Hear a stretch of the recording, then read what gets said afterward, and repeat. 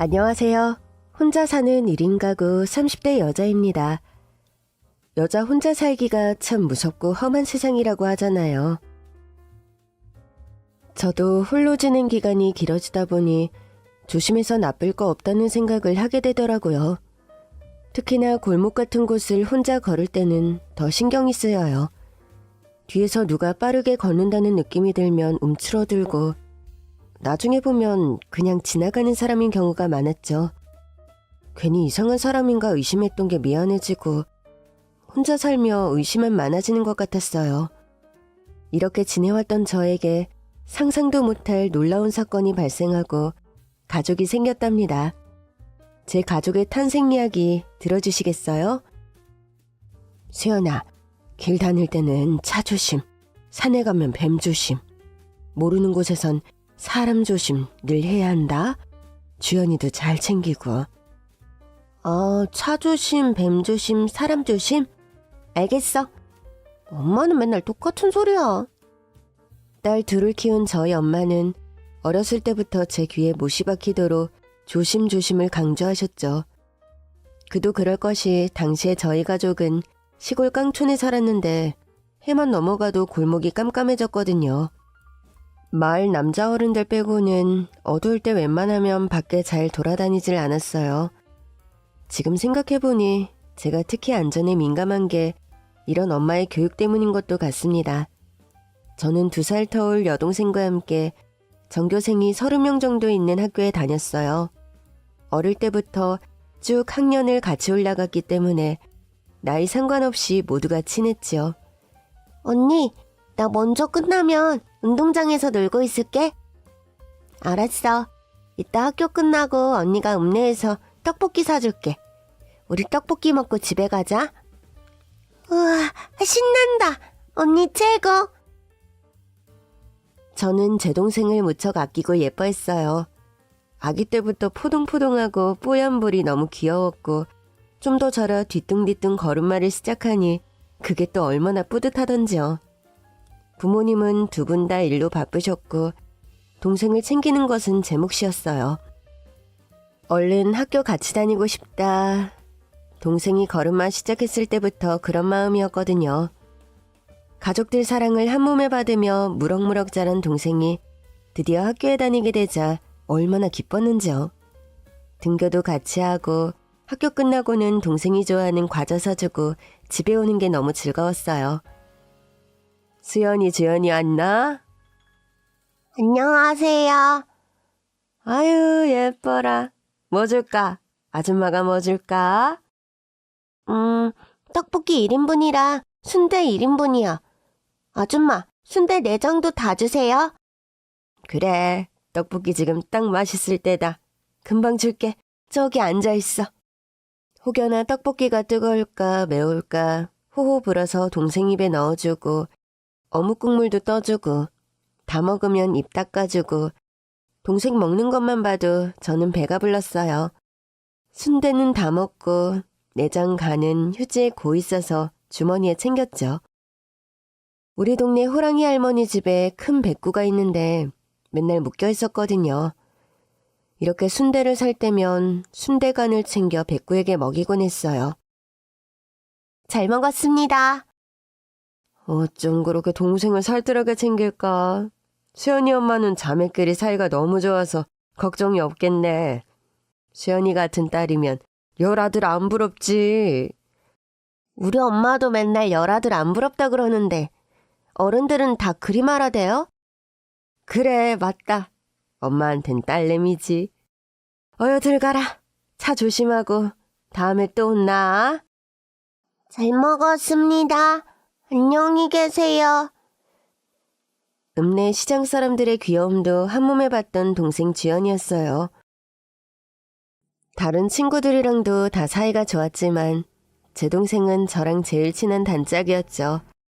학교 친구들과 함께 여름이면 계곡에서 물놀이를 했고 겨울이면 쌀포대 눈썰매를 타고 놀았어요. 제가 13살이 되던 해 내년이면 중학교를 가서 동생과 학교를 같이 못 다닌다는 게 너무 속상했습니다. 주연아, 언니 이제 내년이면 중학생인데 주연이 너 혼자 학교 다닐 수 있어? 중학교네 우리 학교에서 멀리 있지? 언니는 이제 버스 타고 학교 다녀야 해. 집에도 더 늦게 와. 언니, 근데 나도 이제 11살인데 10살하고도 1살이나 더 먹었는데 나 진짜 많이 컸지? 응, 우리 지연이 많이 컸네. 얼른 더 커서 언니랑 중학교 같이 다니자. 어느 여름이었습니다. 무척 더운 날이었어요. 학교 친구들과 함께 우리는 계곡에서 물놀이를 하기로 했죠. 엄마가 시장에서 사온 커다란 수박 한 통을 저에게 안겨주었습니다. 이거 계곡물에 담가뒀다가 시원해지면 깨서 친구들이랑 다 같이 먹어. 무겁다. 이렇게 한 통을 혼자 다 들고 가? 너 더 어렸을 땐 수박보다 무거운 주연이 잘도 안고 웃고 다녔는데 수박이 주연이보다 무겁나? 지연이 애기 때 몇 시간씩 업고 있어도 나는 무거운 줄 몰랐지. 너무 예쁜 아가였으니까. 깊은 물에 가지 말고 얕은 곳에서만 놀아라. 놀고 있으면 엄마가 또 떡이랑 식혜 챙겨갈게. 알았다. 지연아, 언니랑 가자. 매년 여름 물놀이를 하던 계곡이었습니다. 도착하자마자 계곡 가장자리에 큰 돌로 담을 쌓고 그 안에 수박을 담가 놓았어요. 떠내려가지 않아야 하거든요. 우와, 수박이다. 수연이가 수박 가져왔다. 나는 엄마가 옥수수 삶아줘서 몇 개 가져왔다. 우리 먹을 거 엄청 많네. 우리 엄마가 조금 있다가는 떡이랑 식혜 가지고 온다고 했다. 아, 엄청 덥다. 빨리 들어가자. 너나 할 거 없이 물로 달려갔어요. 저는 동생 손을 잡고 조심조심 물로 향했습니다. 주연아, 엄마가 뭐라고 했지? 깊은 곳은 가지 말라고. 아이고, 똑똑하다. 똑똑이다, 내 동생은. 그렇게 계곡에서 물장구를 치고 송사리를 잡으며 놀고 있었습니다. 수연아, 수박 시원해진 것 같은데 우리 수박 깨 먹자. 큰 돌멩이 하나 가져와 봐라. 내가 이거 주먹으로 깰 수 있는데. 네가 무슨 천하장사 강호동이냐. 수박을 손으로 깨게. 달콤하고 시원한 수박 생각에 신이 나서 친구들과 수박 깨기에 열중하고 있을 때였어요. 단단한 수박이 생각보다 잘 안 깨지더라고요. 한창 씨름을 하다가 드디어 수박을 쪼갰죠. 먹기 좋아 보이는 수박 한 조각을 집어 동생에게 주려고 했어요. 그런데 동생이 보이질 않는 거예요.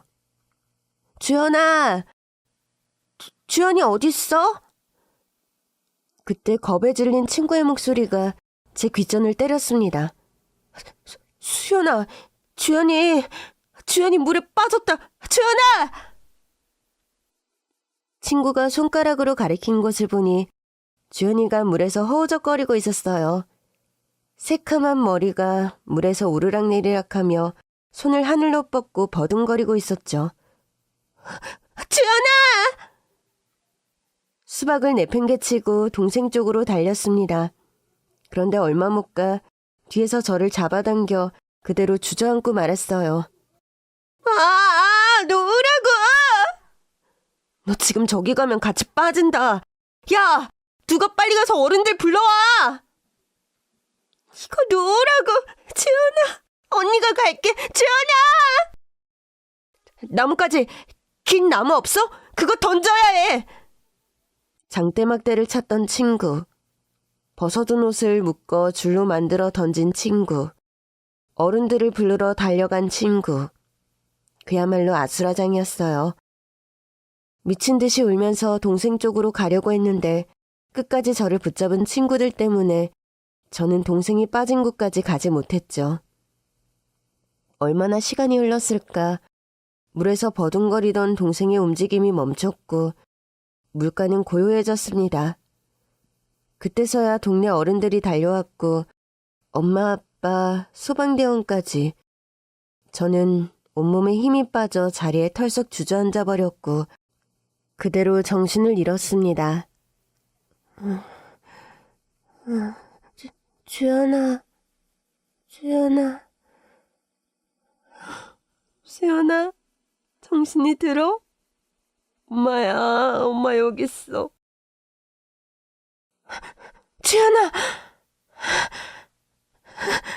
엄마, 엄마 내가 미안해. 내가 주연이를. 엄마 잘못이야. 우리 주연이 어떡해. 그 일은 저희 가족, 특히 저에게 큰 상흔으로 남았습니다. 같이 물에 있었는데 동생을 구하지 못했다는 죄책감, 동생을 제대로 못 챙긴 것에 대한 미안함, 그냥 죄인이 된 것 같았고 죄인처럼 살았어요. 성격이 밝았던 저는 그때부터 말이 없는 아이가 되었죠. 중고등학교 시절 내내 여름이면 악몽을 꾸고 물을 잘 쳐다보지도 못했어요. 저희 부모님은 제가 나쁜 선택을 해서 저까지 잃을까봐 늘 노심초사하셨죠. 학교를 그만두지 않고 버틴 게 용한 거였습니다. 우리 가족은 그 마을을 떠나 이사를 했지만 부모님의 생활 기반이 다 그쪽에 있어서 멀리 가지는 못했어요. 그러나 저는 성인이 되자마자 그 지역을 떠났습니다. 멀리 벗어나 서울로 왔고 그때부터 쭉 혼자 살았습니다. 수연 학생, 다시 해보세요. 탬핑할 때 좀 더 힘을 주고 한 번에 꾹 눌러야 해요. 네, 다시 해볼게요. 자, 어때요? 크레마가 다르죠? 향 맡아보세요. 너무 잘했어요. 서울로 온 저는 각종 알바를 하며 생활비를 버는 동시 직업 전문학교를 다니며 바리스타 과정을 이수했어요. 열심히 돈 모아서 작은 카페 하나 차리는 거, 그 당시에 그게 목표였거든요. 커피를 무척 좋아했습니다. 진하게 내려 쓴 커피를 마시면 밤에 잠이 잘 오질 않았어요. 그렇게 가끔 뜬 눈으로 밤을 새며 어렸을 적 동생과 찍었던 사진을 보고 동생의 이름을 가만히 불러보고 마치 일기를 쓰는 것처럼 하늘에 있는 동생에게 그날 있었던 일을 털어놓고는 했답니다. 꽃같은 20대. 제 또래들은 햇빛을 보며 밝게 피었지만 저는 밤에 피는 달맞이꽃 같았어요. 아침부터 오후까지 커피와 베이커리를 배웠고 늦은 저녁까지는 프랜차이즈 카페에서 일을 했어요. 그리고 세상 모두가 잠든 밤이면 창문을 열고 달을 보며 동생의 얼굴을 떠올리곤 했습니다. 그렇게 20대를 모두 흘려보냈습니다. 그래서 너 카페를 연다고? 계속 몇 달간 가게 하기 좋은 목 알아보러 다녔거든. 집에서 멀지 않은 곳에서 좋은 자리가 있어가지고 여기 계약할 것 같아. 우리 딸 커피 내리는 솜씨 하나는 기가 막힌데 잘 될 거야. 잘 돼야지. 베이커리도 배웠는데 뭐 빵도 같이 하는 거야? 베이커리 같이 하려면 가게도 좀 더 커야 하고 오븐이랑 다 있어야 하는데 지금 알아본 곳은 그렇게까지 공간이 안 나오고 일단 그냥 작게 커피로만 시작하려고. 계약금은 마련했어? 엄마랑 아빠가 모아둔 거 있어. 보태 써라. 아니야. 그거 엄마 아빠 무슨 일 생기면 써야지. 비상금으로 놔둬 그건. 대출 우습게 알면 안 돼. 대출 금리 한번 오르면 이자가 얼마나 부담인데. 대출 최소로 하고 엄마 아빠가 보태줄게. 정 마음에 걸린다 하면 나중에 잘 돼서 갚으면 되지. 알았어요. 고마워요 엄마. 아빠한테도 안부 전해주고 건강하시라고. 오야 사랑한다 엄마 딸. 나도요. 20대의 끝 무렵쯤 저는 드디어 작은 카페를 차렸어요. 규모는 크지 않지만 온전히 제가 꿈꾸던 모습 그대로 구현한 공간이었죠. 테이블 5개, 쿠키 같은 간단한 디저트, 그리고 맛있는 커피. 커피 맛 하나는 정말 자신이 있었어요. 창업 때 돈을 가장 많이 쓴 것도 에스프레소 기계였거든요.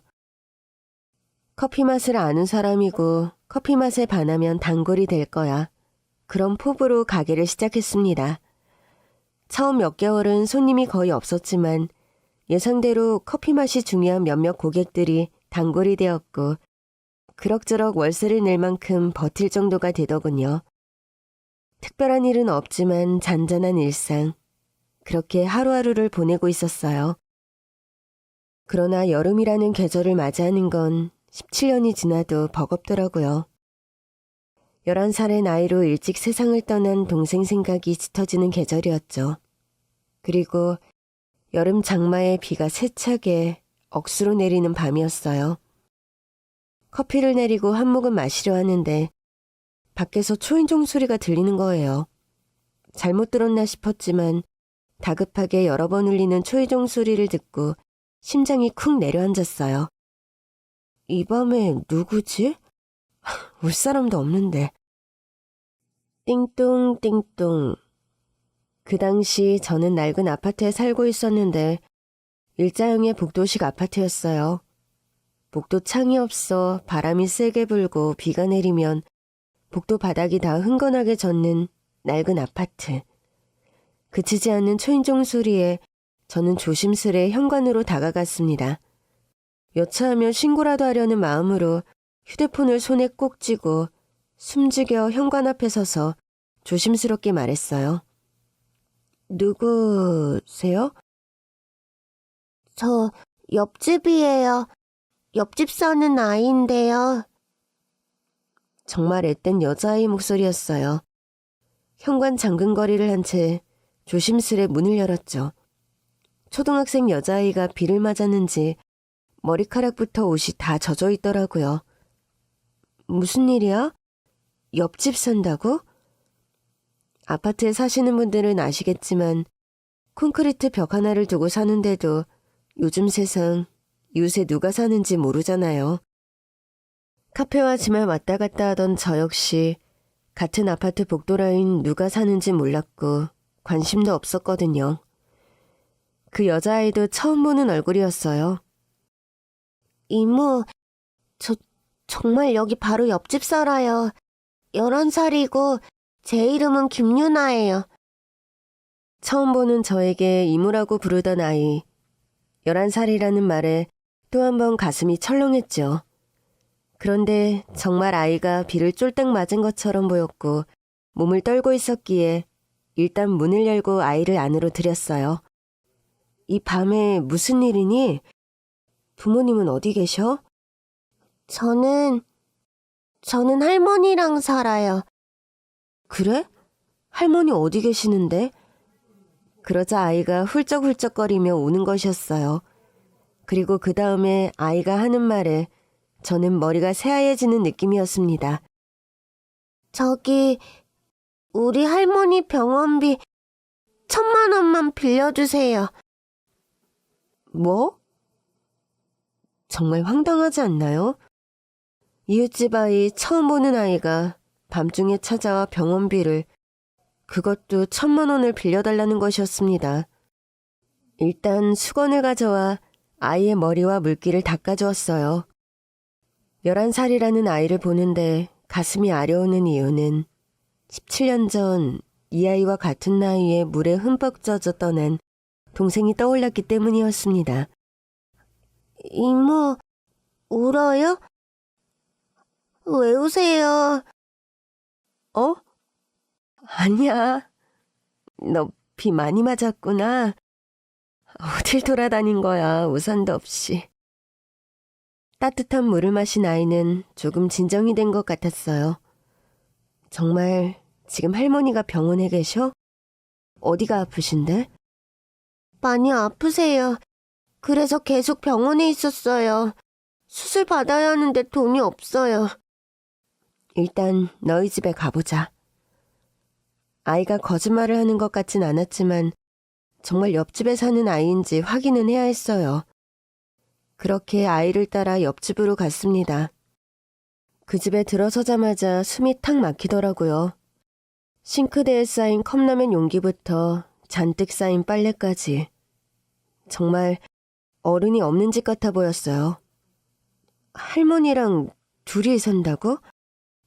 그럼 너 밥 먹는 거랑은 어떻게 해? 학교 가서 급식 먹고요. 학교 끝나고 할머니 보러 병원 가면 할머니 병원밥 나오는 거 같이 먹고 집에 와요. 그렇게 지낸 지 한 달도 넘었어요. 아침은 굶고 점심 한 끼는 급식, 저녁은 병원밥. 그마저도 못 먹는 날에는 컵라면으로 끼니를 때운 것 같았어요.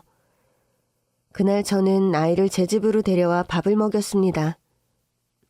내일 토요일이라 학교 안 가지? 네, 아침 되면 나랑 이모랑 같이 할머니 병원에 가자. 네, 비 온 뒤 맑게 갠 하늘. 저는 아이와 함께 아이 할머니가 입원했다는 병원으로 향했습니다. 할머니는 병실에 누워 있었죠. 간밤에 아이가 집에 찾아온 일을 말했어요. 저한테 병원비 1,000만 원을 빌려달라고 하더라고요. 아이고, 내가 지금 말하기 복잡한 사정이 많아요. 우리 손녀가 어떻게 그런 생각을 하고 그 밤에 그 집에 갔을까? 사실 저 이모 몇 번 봤어요. 그래? 이모 집 창문 열려 있으면 커피 냄새가 복도에 퍼져요. 커피 향도 다 알고 11살인데 아무튼 병원비 걱정은 마세요. 수술 잘 받으시고 태어나시면 잘 회복하시길 바랄게요. 아이고 고마워요. 정말 그게 큰 돈인데 빌려준 거잖아요. 내가 꼭 갚을게. 정말 미안하고 고마워요, 아가씨. 알다시피 얘 엄마 아빠도 없고 우리가 지금 이 상황에서 괜찮아요. 나중에 천천히 갚으셔도 돼요. 원무과로 가서 밀린 입원비를 결제했어요. 나중에 청구될 수술비도 제가 내겠다고요. 어떻게 선뜻 1,000만 원이라는 돈을 그렇게 선뜻 내줄 수 있었냐고요? 저도 다른 사람이 그랬다고 하면 세상에 뭘 믿고 저런 결정을 생각했을 것 같아요. 그런데 어젯밤 비를 쫄딱 맞고 저희 집에 찾아온 그 아이를 보는 순간 저는 그 아이의 부탁을 거절할 수 없다는 걸 알았어요. 정말 그냥 그 아이, 유나를 보는데 제 동생 주연이가 너무 생각났거든요. 그렇게 병원비를 결제하고 카페로 달려갔습니다. 며칠 뒤 퇴근을 하고 집에 왔는데 현관문 앞에 검은 비닐봉지가 걸려있더군요. 안을 보니 고구마 몇 개, 감자 몇 개가 들어있었어요. 서툰 글씨체로 써있는 쪽지도 있었죠. 이거 삶아 먹으면 여름 별미가 된다오. 고마워요, 아가씨. 할머니가 퇴원을 하셨나 보다 생각했어요. 그 뒤로 어쩌다 복도에서 마주치면 인사를 했고 또 종종 비닐봉지가 현관문에 걸려있는 날들이 있었죠. 여름이 지나고 가을 환절기에 접어든 어느 날 저는 심한 감기에 걸렸습니다. 며칠을 앓았는데 감기가 떨어지지를 않고 너무 아프더라고요. 독감이었는지 병원에서 약을 지어 먹고 깊은 잠에 들었어요. 새벽녘 누군가가 현관문을 세차게 두드리는 소리에 잠에서 깼어요. 그런데 눈을 뜨니 부엌 쪽에 연기가 가득한 거예요. 누전사고였습니다. 아가씨, 일어나요. 얼른 일어나. 큰일이네, 아가씨. 이모 일어나세요. 쾅쾅쾅. 옆집 할머니와 여자아이가 현관문을 계속 두드리고 있었죠. 퍼지는 연기로 눈이 너무 따가웠어요. 현관은 부엌 옆이라 이미 불이 번지기 시작한 쪽으로는 아예 갈 수가 없더군요. 매캐해진 연기에 콜록거리며 외쳤어요.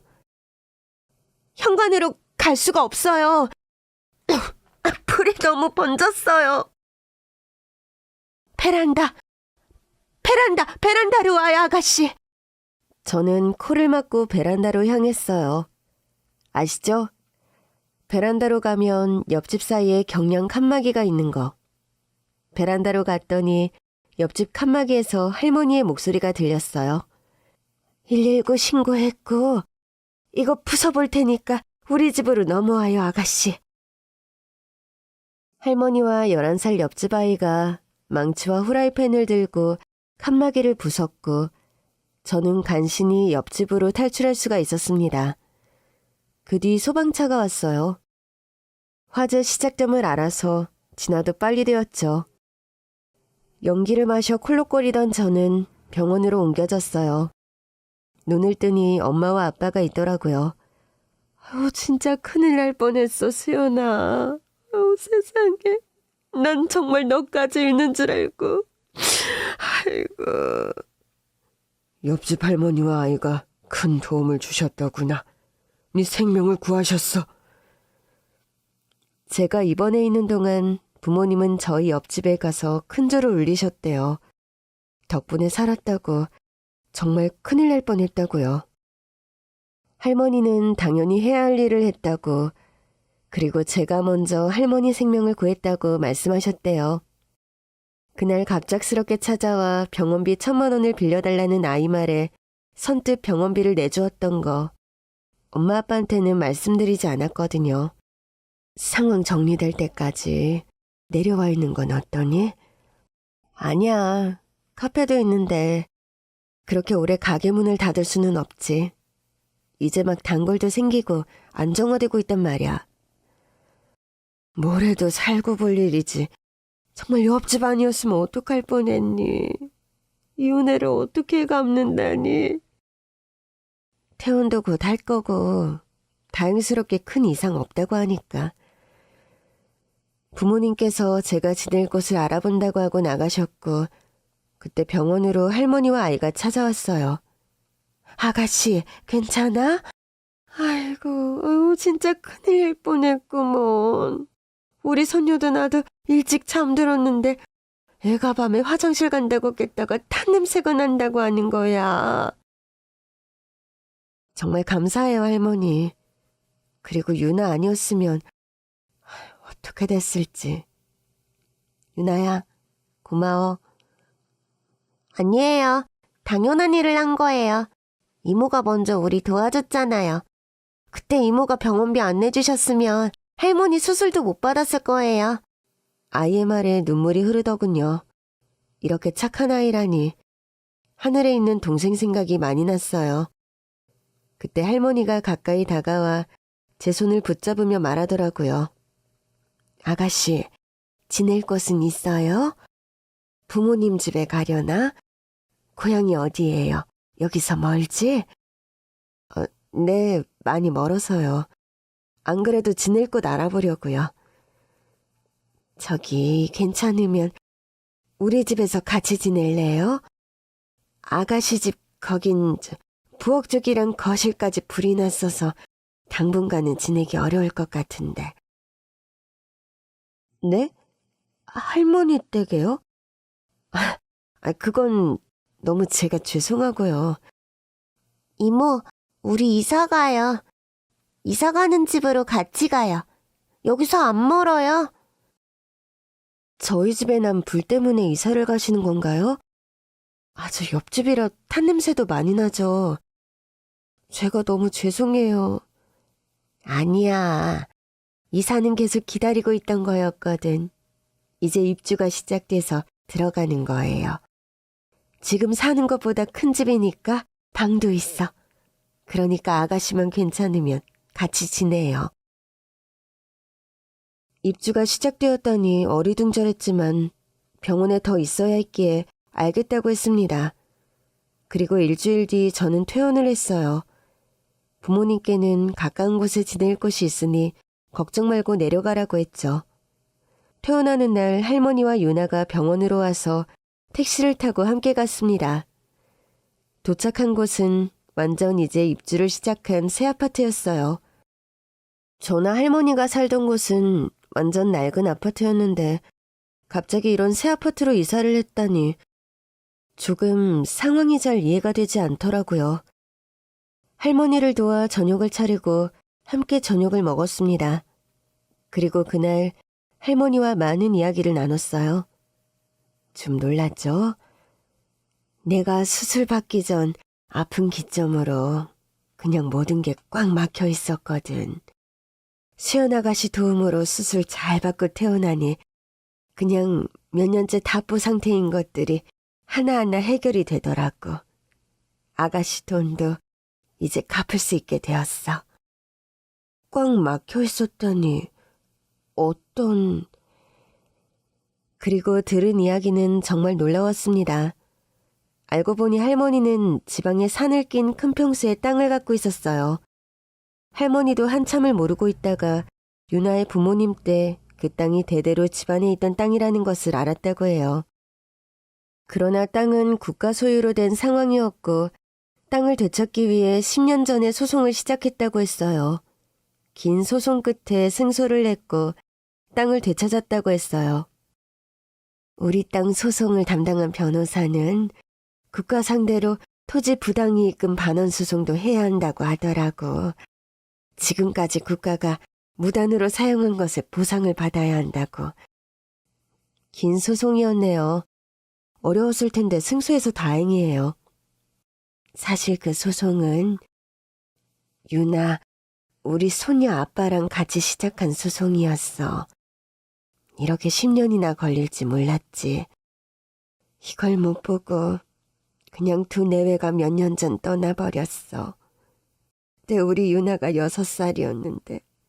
아이고, 한참 엄마 아빠 필요한 나이에 둘이 교통사고로 나란히 떠나버렸어. 그때부터 내가 애랑 같이 살았지. 소송은 길어지지. 그나마 유나 엄마 아빠가 재개발될 아파트 하나 갖고 있었는데 그것도 재개발 확정부터 공사까지 시간이 오래 걸렸어. 그 10년의 세월을 애랑 나랑 바등바등하며 버티며 산 거야. 가족을 잃은 아픔, 저에게도 있는 아픔이었죠.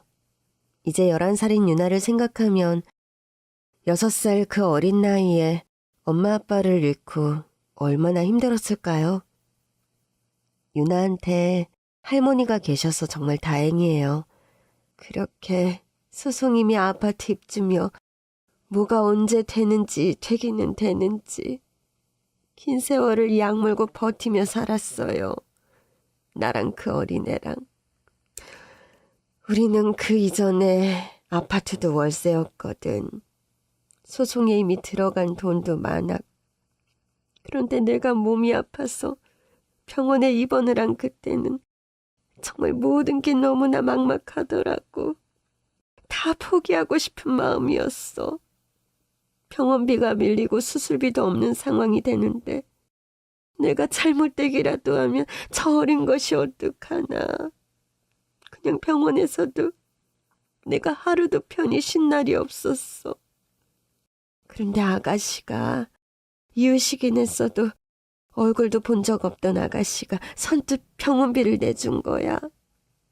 그건 그냥 친절을 베풀었다는 말로는 부족하지. 벼랑 끝에 내몰린 나랑 우리 손녀딸한테 생명줄을 던져준 거니까. 그리고 거짓말처럼 그 뒤로 모든 게 다 풀리는 거야. 끝이 안 보이는 것 같던 소송도 해결되었지. 집도 입주 앞두고 있는데 잔금 처리도 할 수 있게 되었어. 아가씨가 우리한테 복이고 은인이라오. 아니에요. 제가 한 건 정말 할머니와 유나의 선행에 비하면 너무 작아요. 제가 앞으로 갚으며 살게요. 할머니의 긴 줄다리기가 승리로 끝났고 저에게 빌렸던 병원비도 갚아주었어요. 저는 당분간 할머니의 집에서 지내기로 했습니다. 유나는 학교가 끝나면 제 카페로 왔어요. 테이블 한쪽에 앉아서 학교 숙제도 하고 핫초코도 마시고 쿠키도 먹으면서요. 그리고 저와 같이 카페 문을 닫고 집으로 갔죠. 집에 가면 할머니의 따뜻한 저녁밥이 기다리고 있었고요. 저는 그런 일상이 너무 신기했어요. 20살 이후 도망치듯 고향을 떠나온 뒤 쭉 혼자 살았어서 집에서 누군가 차려준 저녁밥을 먹는 그런 일상이요. 외로운 서울살이에서 가족이 생긴 것만 같았습니다. 그게 너무나 좋았지만 계속 이 집에 함께 사는 것은 고민이 되더라고요. 화재 수습 복구를 한 뒤 집은 내놨고 근처에 다시 전세라도 알아봐야겠다 생각을 했어요. 제가 다시 살 집을 알아보고 있어요. 그래? 우리랑 사는 게 아무래도 그런가? 아니요. 정말 더할 나위 없이 행복한 요즘이에요. 제가 말씀드린 적이 없었죠. 사실 어렸을 때 여동생이 있었거든요. 정말 너무 사랑하고 아끼는 동생이었는데 11살 유난 아이의 하늘로 소풍을 떠났어요. 그게 저희 가족, 저한테 너무 큰 상처였고 동생을 구하지 못했다는 죄책감에 성인이 되자마자 고향을 떠났고 그 뒤로 쭉 혼자 살았어요. 그런데 할머니와 유나를 만나고 처음으로 서울살이 10년 만에 가족이 생긴 것 같은 거예요. 물론 고향에 부모님이 계시지만 누군가와 함께 사는 게 너무 오랜만이었고 그 몇 달간 너무너무 잘 지냈어요. 그런데 계속 신세를 질 수는 없을 것 같아요. 집 알아보고 있는데 구하는 대로 나갈게요. 아유, 아가씨한테도 그런 사연이 있었구만. 고생이 많았네. 고생이 많았어. 그 무거운 짐을 지고 여태껏 살았구만. 아가씨 뜻이 그렇다면 늙은이가 계속 고집을 피울 수는 없지. 너무 급하게 생각하지 말고 천천히 알아보도록 해요. 그리고 할머니, 저에게 말씀 편히 하세요. 손녀다, 아니, 딸이다 생각하셔요. 그래 고맙구만. 고마워. 몇 달 뒤 저는 집을 구했습니다. 카페와 할머니와 유나의 집과 멀지 않은 곳이었죠. 이사를 하는 날 유나가 갑자기 울더라고요. 이제 집에서 이모 못 보는 거예요? 유나야, 울지 마. 여기서 멀지 않은 곳이야. 이모 집에 언제든 놀러오고 이모도 자주 올게. 카페에서도 볼 수 있어. 정말요? 그래도 돼요? 그럼. 이사를 했지만 유나는 학교 끝난 뒤 카페에 자주 왔고 저는 유나 숙제도 봐주고 집에 데려다주고 잘 지냈어요. 그리고 그즘 베이커리를 잠시 손에 놓고 있었기에 감을 잃을까 다시 연습을 해야겠다고 생각을 했었죠. 쿠킹 스튜디오 같은 곳을 빌려서 카페가 쉬는 날이면 빵을 만들었고 연습하느라 엄청 많이 만든 빵을 할머니 댁에 가져다 주었습니다. 아유, 빵이 참 맛있네. 수연이 솜씨가 훌륭해. 커피도 그렇게 잘 내리는데 왜 카페에서 빵을 안 팔아? 맞아. 이모빵 너무너무 맛있어. 특히 나는 크림빵이 좋아. 할머니는 단팥빵 좋아하지? 할머니, 엄청 맛있지?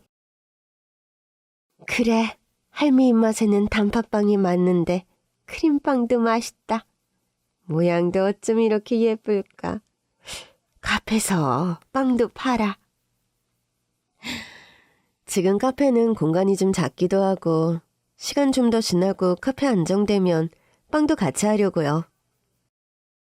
그렇게 몇 달이 지났는데 어느 날 오후 할머니가 카페로 찾아왔어요. 할머니, 이 시간에 어쩐 일이세요? 그냥 심심해서 들렀지. 나 커피 한 잔 줘. 시럽 넣어서 달게. 그럼요. 유나는 아직 학교인데 끝나고 여기로 오면 같이 가셔요. 사실 오늘은 내가 할 말이 있어서 온 거야. 네, 말씀하세요. 아무리 생각해도 우리 수연이 빵이 너무 맛있는데 맨날 나랑 유나만 먹기가 아까운 거야. 지난번에 그랬지? 빵 만들기에 여기가 너무 작다고. 내가 요즘 요 근처 가게 자리 나온 거 보고 다녔는데 저기 저 사거리 앞에 그냥 카페 하면 딱 좋은 곳이 있더라고. 거기서 카페 여는 거 어때? 베이커리 카페. 그런 게 요즘 손님도 많고 엄청 잘 된다고 하던데. 사거리 앞이요? 거긴 대로변이라 월세도 엄청 비싸고 5분이면 준비할 게 많아서요. 내가 투자할게. 네? 투자요? 그래, 투자자. 내가 투자자 한다고. 커피 맛도 좋고 빵도 맛있어서 분명히 지역 명물 될 거라고. 맛만 좋아봐. 사람들이 멀리서도 찾아오지. 내가 요렇게 내 인생 쭉 생각해보니 이제껏 지는 판이 별로 없었더라고. 시간이야 오래 걸렸지만 땅도 찾았고, 그리고 그 땅값이 많이 올랐거든. 재개발 되네 마네 안 될 것 같다고 그 아파트 사는 것도 유나 아빠가 망설였을 때, 그 아파트 개발 꼭 된다고 사야 한다고 한 것도 나였다고. 내가 손해보는 투자는 안 해. 어때? 이 정도면 좀 믿을 만한 투자자 아니야? 할머니, 이건 제가 너무 놀라서요. 생각을 좀... 아니, 생각하고 말 게 뭐 있어? 사거리 목 좋은 곳에 딱 자리도 있어. 실력 있는 제빵 사면서 바리스타인데 날개만 달면 되는 거잖여. 날개 달면 훨훨 날 거라고. 베이커리 카페 하는 게 오랜 꿈이었다며. 그 꿈 보면서 20대 다 바쳐서 그렇게 열심히 배우고 일한 거 아니여? 내가 된 거야. 꿈... 날개... 정말 날 수 있을까요? 내가 손해보는 투자 안 한다고 했지? 잘하면 되는 거야. 그리고 그런 능력 충분히 있어. 그냥 준다는 것도 아니잖아. 수익 나면 투자자가 이익 보는 거야. 누군가가 내 꿈을 믿어준다는 것, 나를 믿어준다는 것, 미래를 꿈꾸게 해준다는 것. 가족 말고 이런 사람이 있을까요? 할머니의 무한 지지에 용기를 얻어 저는 드디어 오랜 꿈을 이뤘습니다. 사거리 대로 앞 1층에 베이커리 카페를 오픈했어요. 기존 제 커피를 좋아하던 고객들도 따라왔지만 시간이 지나 베이커리가 소문나며 카페가 정말 잘 되었어요. 더 이상 바랄 게 없는 나날들이었습니다. 이모는 좋은 사람이에요. 응? 갑자기? 지금 생각해도 너무 신기하죠? 나는 신기한데? 그 비 오는 밤 갑자기 밤에 와서 모르는 애가 병원비를 내달라고 하는데 어떤 사람이 그런 부탁을 들어주겠어요? 이모가 좋은 사람이었으니까. 내 말이 맞죠? 카페를 마감한 뒤 남은 빵을 포장하던 제게 다가와 유나가 말을 하더군요. 저는 유나를 꼭 끌어안아 주었습니다. 그 비 오는 밤 쫄딱 비를 맞고 울먹이던 아이. 그냥 그때부터 이렇게 안아주고 싶은 아이였어요. 카페가 잘 되고 저는 할머니에게 매달 수익금을 드릴 수 있게 되었어요. 사장님, 여기 본점이죠? 네? 본점이요? 여기 체인이에요? 여기 말고 가게 또 있어요? 아, 저 체인은 아니고 그냥 카페인데요. 체인 생각은 없어서요. 체인점 내도 잘 될 것 같은데. 너무 유명해져서 요즘엔 늦게 오면 빵도 일찍 품절되잖아요. 초창기 단골로서는 좀 아쉽네요. 나만 알고 싶은 빵집인데. 사장님 생각하면 그럼 안 되죠? 더 많이 알려줘야지. 사장님 부자 되셔야지. 말씀만으로도 너무 감사해요, 손님. 체인 제안을 하는 손님들도 있었지만 저는 모두 거절했어요. 부자가 되는 게 제 꿈은 아니었거든요. 20살 서울에 올라와 커피 내리고 빵 만드는 거 배우면서 가졌던 꿈은 베이커리 카페였고 10년이 지나서 꿈을 이뤘기 때문이죠. 큰 욕심은 없었습니다. 너무 행복했어요. 수연아, 할미다. 네, 할머니. 이번 주 카페 쉬는 날이 언제예요? 매주 월요일이 휴무죠. 왜요? 무슨 일 있으세요? 그럼 그날 내일 좀 같이 봐줘. 일이요? 알겠습니다. 할머니와 함께 간 곳은 서초동이었어요. 할머니의 땅 소송 승소를 이끈 변호사 사무실이었죠. 아, 저번에 말씀하신 그 토지 부당이익금 반환 소송? 그 일 보러 오신 거군요? 아유, 나는 그 땅 반환 소송도 10년이나 걸려서 이제 그냥 소송이라면 지긋지긋한데 어떻게 하는지 판단도 안 서고 수연이는 딸이자 동업자잖아. 그냥 변호사 말 들어보고 생각이나 들어보려고 같이 오자고 했어. 그렇게 할머니와 함께 사무실로 들어갔죠. 김 변호사님? 안녕하세요, 이은자 여사님. 오랜만에 뵙습니다. 잘 지내셨어요? 야, 나야 변호사님 덕분에 잘 지냈지. 이쪽으로 오세요. 차 드릴까요? 그래. 나는 녹차고 이쪽은 커피 마실 거야. 안녕하세요. 네, 안녕하세요. 여기는 내가 참말로 딸처럼 생각한다는 우리 집 이웃집 처자. 내 생명의 은인인 박수연이야. 인사해. 생명의 은인이요? 말하자면 길어. 네, 천천히 됐죠. 그건 그렇고 지난번에 말씀드린 건 생각해 보셨어요? 아이고, 생각을 해봤는데 접대 말한 것처럼 소송이 아주 지난하고 긴데 그걸 또 시작해야 하나. 자꾸 망설여져. 처음 반환 소송처럼 오래 걸리진 않을 거예요. 일단 반환 소송이 승소가 되었으니 보상권도 유리한 측면이 많죠. 결정은 우리 여사님께서 하시는 거지만 소송 담당한 변호사로서는 우리 여사님 의뢰인 입장 최우선으로 생각하고 의견 드립니다. 따님, 같이 오신 여사님 은희님은 어떻게 생각하세요? 같이 오신 거 보니까 수연님 의견도 중요한 것 같은데요. 변호사님 말씀처럼 처음 반환 소송만큼 오래 걸리진 않을 것 같고 땅 반환받기 전까지 국가가 이득을 취한 것도 맞으니까 정당한 소송 같은데요. 그날 변호사 사무실에서 꽤 오래 대화를 나눴고 할머니는 소송을 하기로 결정을 하셨죠. 땅 반환 소송에서 승소하며 변호사 측의 수임료에 더해 수수료도 지불하고 위민으로 기분이 좋은 상황. 할머니께서 이야기 끝 무렵에 제안을 하시더라고요. 우리 김 변호사님 오늘 바쁘신가? 여사님께서 소송 진행하기로 했으니 내일부터 바빠지겠죠? 그래도 밥은 먹고 일해야지. 소송도 잘 마무리됐고 새로운 싸움 시작하기 전에 든든하게 밥 먹고 시작하자고. 그래서 할머니와 변호사님과 함께 서초동에서 밥을 먹게 되었어요. 할머니에게 깍듯하면서도 친근하게 대하는 변호사님은 참 유쾌한 사람이더라고요. 쉽지 않은 소송이었는데 실력도 있는 사람이었죠. 그러니까 10년이 걸린 소송인데 이거 처음 맡았을 때 우리 김 변호사 완전 초임이었잖아. 그래서 이 젊은 총각이 내 변호사구나 했는데 내가 그때도 사람 보는 눈이 있었지. 아들이랑 그렇게 여러 곳 다니면서 상담받고도 내가 딱 우리 김 변호사를 선택한 거잖아. 그러게요.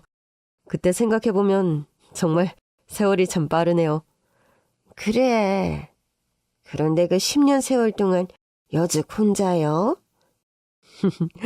일이 바쁘다 보니 그렇게 됐어요.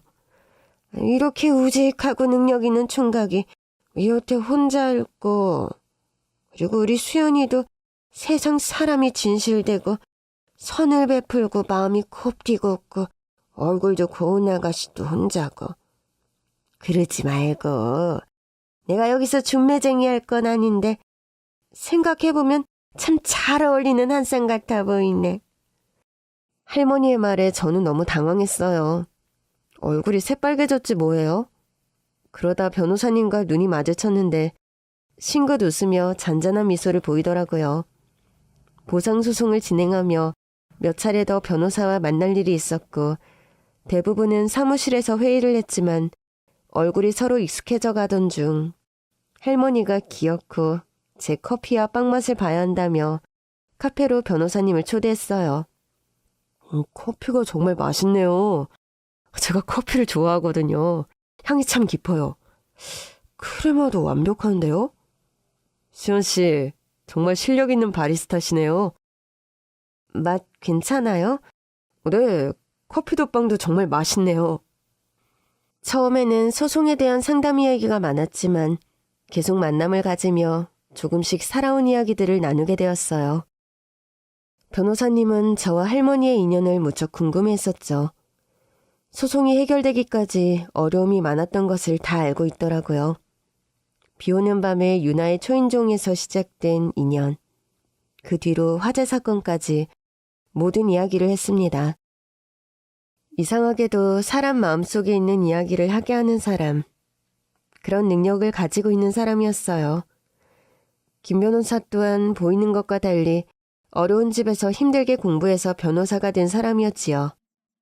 그냥 변호사라고 하니 여유롭고 넉넉한 집안에서 자란 것처럼 보였거든요. 몸에 밴 정중한 태도와 검소한 생활 습관 같은 게 모두 이해가 되더라고요. 그렇게 소송은 소송대로 진행하며 점차 변호사와의 만남이 많아졌고 6개월 정도 지났을 때 그는 저에게 조심스레 고백을 했습니다. 제가 성격이 많이 신중한 편입니다. 그래서인지 어떤 만남도 쉽지가 않더라고요. 그런데 제가 여사님 소송을 담당하며 의뢰인인 여사님을 오래 배웠었거든요. 중간에 아드님 부부가 먼저 떠나시며 어려운 일도 있었고요. 손녀 혼자 키우시고 강인한 분이시죠. 의뢰인과 변호사 입장을 떠나서 그냥 사람으로만 생각해도 인품이 훌륭하신 분이에요. 그런 여사님께서 수연 씨를 많이 아끼시더라고요. 어떤 분일까 궁금했는데 여사님이 왜 이렇게 수연 씨를 아끼시는지 알 것 같아요. 단단하면서도 햇살 같은 따뜻한 사람이에요. 제가 부족하지만 수연 씨 곁에서 힘이 되고 많이 웃게 해주는 사람이 되고 싶습니다. 네, 변호사님. 윤호 씨. 신중한 성격답게 마음을 담은 진중한 고백이었죠. 그런데 다른 말보다 저에게 햇살같이 따뜻한 사람이라고 말한 게 감동이었어요. 오래전 동생을 떠나보낸 뒤 저는 웃음을 잃어버렸고 20살부터 혼자 살며 밝은 낮보단 어두운 밤 같은 사람이었거든요. 저도 모르는 사이 할머니와 유나를 만나고 여러 일을 겪으며 저도 아주 어렸을 때 본래의 제 모습을 찾은 것 같았습니다. 그리고 그 사람은 그런 저의 본 모습을 알아본 사람이었어요. 그리고 우리의 만남을 누구보다 기뻐한 것은 할머니였습니다. 내가 그럴 줄 알았지. 딱 맞는 짝이라니까. 김 변호사 같은 사람한텐 우리 수연이가 딱이고 또 수연이한텐 김변이 딱이야. 생각도 안 한 뚜쟁이가 되었는데 그게 딱 맞아버렸네. 잘 만나보라고. 변호사인 그는 그의 일을 하고 저는 카페를, 각자의 일을 열심히 하며 그 가운데서 서로를 배려하며 우리는 사귀었어요.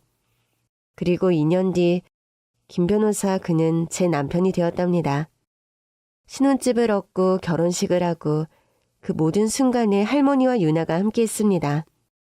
결혼식 축사도 할머니께서 하셨죠. 남편을 만나 저에게 새로운 가족이 생겼지만 저에게 있어 가족의 탄생은 할머니 그리고 유나와의 만남이었습니다. 이웃사촌이라는 말도 흔하지 않은 요즘 사촌을 넘어 가족이 되어버린 인연. 정말 신기하죠? 그 귀한 인연의 시작이 계산하거나 이기적으로 하지 않고 그저 마음에서 울린 양심의 소리를 따라 행동했다는 것. 그게 전부였다는 걸 이제야 깨달았습니다. 남을 못 믿고 불안함에 의심이 많았던 저를 완전히 변화시킨 것. 작은 친절을 베푼 것뿐인데 그것이 커다란 은혜로 돌아온 것에 그저 감사하며 겸허한 마음으로 오늘을 살아갑니다. 여러분의 삶에도 이웃의 작은 친절과 미소가 깃들어 행복하기를 바랍니다.